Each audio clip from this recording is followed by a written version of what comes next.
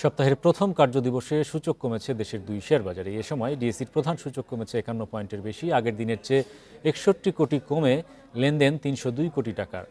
অন্যদিকে চট্টগ্রাম স্টক এক্সচেঞ্জে সার্বিক সূচক কমেছে ১৬৫ পয়েন্ট।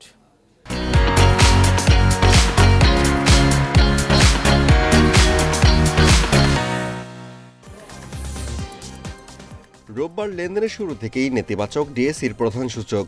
প্রথম ২০ মিনিটে সূচক কমে ১৭ পয়েন্ট। দিন শেষে ডিএসইএক্স সূচক কমেছে ৫১.০১ পয়েন্ট, অবস্থান করছে ৫,১৪৬ পয়েন্টে।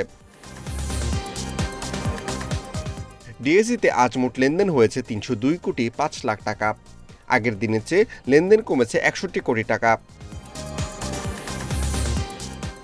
হাত বদলে অংশ নেওয়া ৩৯২টি কোম্পানি ও মিউচুয়াল ফান্ডের মধ্যে দর বেড়েছে ১১০টির, কমেছে ২২৮টির এবং অপরিবর্তিত রয়েছে ৫৪টি প্রতিষ্ঠানের শেয়ার দর।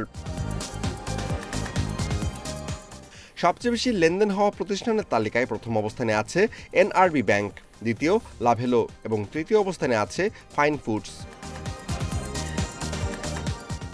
শতাংশের দিক থেকে দর বৃদ্ধি তালিকায় প্রথম অবস্থানে আছে শ্যাম্পুর সুগার, দ্বিতীয় ডরিন পাওয়ার এবং তৃতীয় অবস্থানে আছে হামি ইন্ডাস্ট্রিজ। অন্যদিকে চট্টগ্রাম স্টক এক্সচেঞ্জের সার্বিক সূচক কমেছে ১৬৫.১৫ পয়েন্ট, অবস্থান করছে ১৪,৪১৯ পয়েন্টে। লেনদেন হয় ৫,৭৭,০০,০০০ টাকার share. Amirul Islam, independent news.